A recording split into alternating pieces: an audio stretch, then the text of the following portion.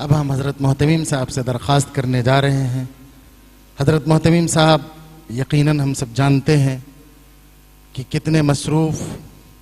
اور اگر آپ سے کہوں کہ میری فراغت 1998 میں ہوئی اور میں ندوے جب آیا تھا تو وہ 1989 کا زمانہ تھا، میں نے اس وقت سے آج تک حضرت محتمیم صاحب کے جو معمولات دیکھے ہیں اس میں کوئی فرق نہیں ہے، اور ظاہر ہے ان کا حال ہم سب جانتے ہیں، کتنا کام، کتنی مصروفیت، اپنے چھوٹوں پر نوازش، اور کس طرح کی نوازشیں ہیں، جو اپنے بارے میں یہ کہتے ہیں کہ میں ایک مشت خاک ہوں اور کچھ بھی نہیں، میں صورت انسان ہوں کچھ بھی نہیں، لیکن ان کے شاگرد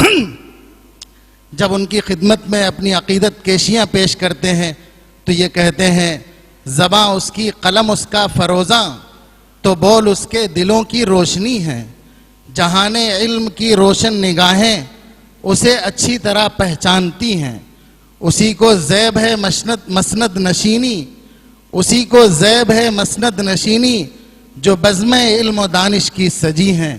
قلم مجھ کو عبادت کا ذریعہ، قلم مجھ کو عبادت کا ذریعہ، مگر قبلہ سعید العظمی ہے، نوازش سے بھرے جاتے ہیں دامن، نوازش سے بھرے جاتے ہیں دامن، ثبوت اس کا رئیس الشاکری ہیں۔ مولانا کے حضرت والا کے شاگردوں کا ایک سلسلہ ہے، اور حضرت والا کی صلاحیتوں کی، ان کے اب وقت کی اور وقت کی قدردانی کی خاک بھی ہم چھوٹوں کو اور شاگردوں کو نصیب ہو جائے تو ہم سب بھی کارآمد بن سکتے ہیں۔ ہم حضرت والا سے درخواست کرتے ہیں کہ اپنی قیمتی نصیحتوں سے ہم سب کو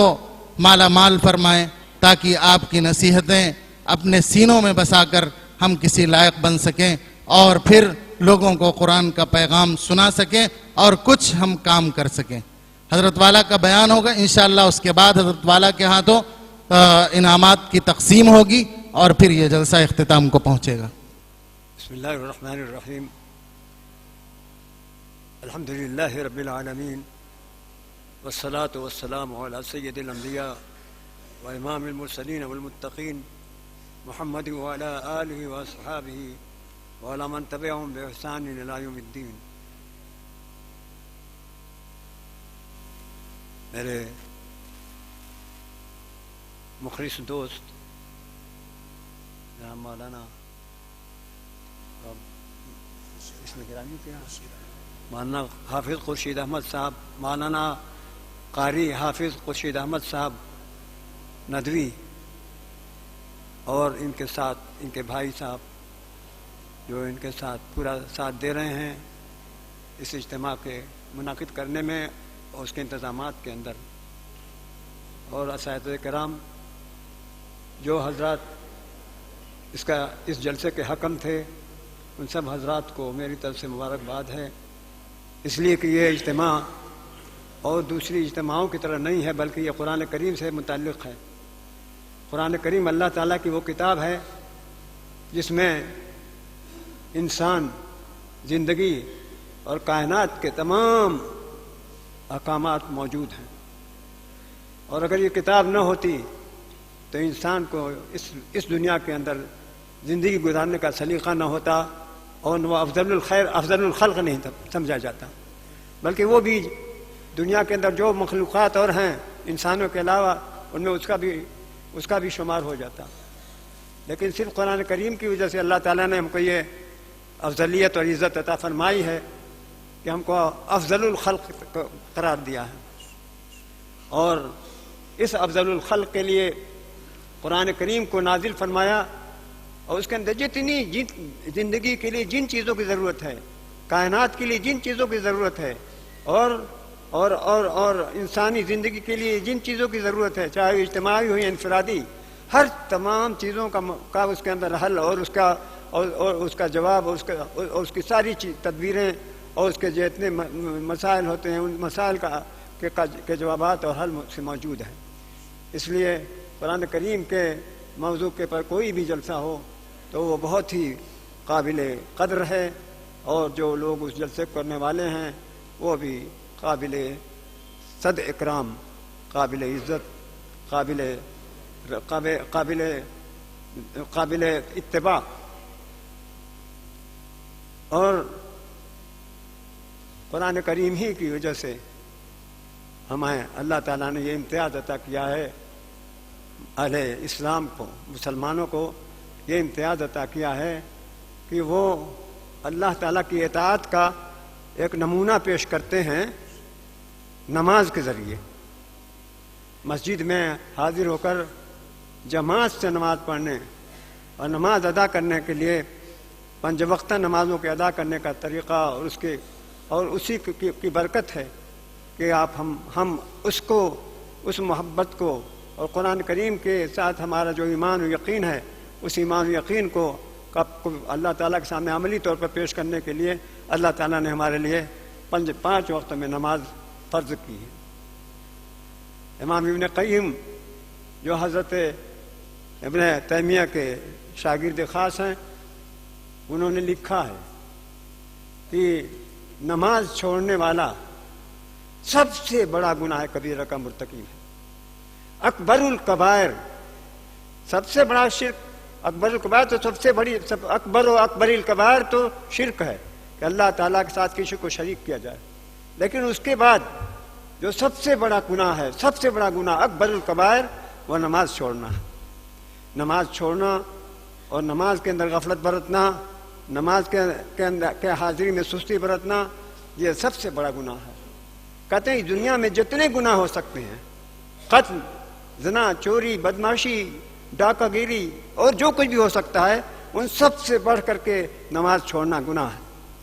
ان تمام چیزوں سے آپ سوچیے کہ جو ہم اگر نماز نہ پڑھیں تو ہماری کیا حیثیت ہے. ہم دنیا کے جتنے گناہ اور جتنی برائیاں ہیں وہ سب ہمارے اندر موجود ہوں گی. تو میرے بھائی اور دوستو، اس بات کی طرف توجہ کریں کہ آپ قرآن کریم کو اس لیے اپنی زندگی کے اندر نافذ کریں اور اس کو اس لیے اس کی تلاوت کریں اور اس لیے اس پر ایمان و یقین لائیں کہ اللہ تعالیٰ نے جو کچھ اس کے اندر فرمایا ہے، جو کچھ اس کے اندر لکھا ہے، جو اس کے اندر وحی کے ذریعے سے نازل ہوا ہے، وہ سب انسان کی عزت اور سعادت اور اس کی بلندی کو ظاہر کرنے کے لیے ہے. اگر ہم ابن قیم کی اس بات کے اوپر ہمارا یقین رکھتے ہیں، اور ہمیں رکھنا بھی چاہیے کہ انہوں نے یہ لکھ دیا ہے کہ ان کی کتاب کے اندر آپ دیکھ سکتے ہیں کہ انہوں نے لکھا ہے کہ سب سے بڑا گناہ جو ہے نماز چھوڑنا ہے. آپ سوچئے کہ ہماری آپ کی نمازیں چھوٹتی ہیں یا نہیں چھوٹتی ہیں. ہماری آپ کی نمازوں میں غفلت ہوتی یا نہیں ہوتی ہے. ہم کتنے نماز کے پابند ہیں، کس قدر ہم اس کے اہتمام کرتے ہیں، ہم اس کے لیے کتنی مشقت برداشت کرتے ہیں، ہم اس کے لیے کتنا وقت دیتے ہیں. ان تمام چیزوں کے اوپر غور کرنے کی ضرورت ہے. یہ سب قرآن کریم کا عطیہ ہے. قرآن کریم کا سب سے بڑا ہدیہ اور عطیہ یہ ہے کہ ہم کو نماز پڑھنے کا اللہ تبارک و تعالیٰ نے طریقہ بتایا. اور نماز کیا ہے؟ اللہ کے سامنے جھکنا، کہ اللہ نے ہم کو افضل الخلق بنایا اور انسان بنا کر کے ہم کو اللہ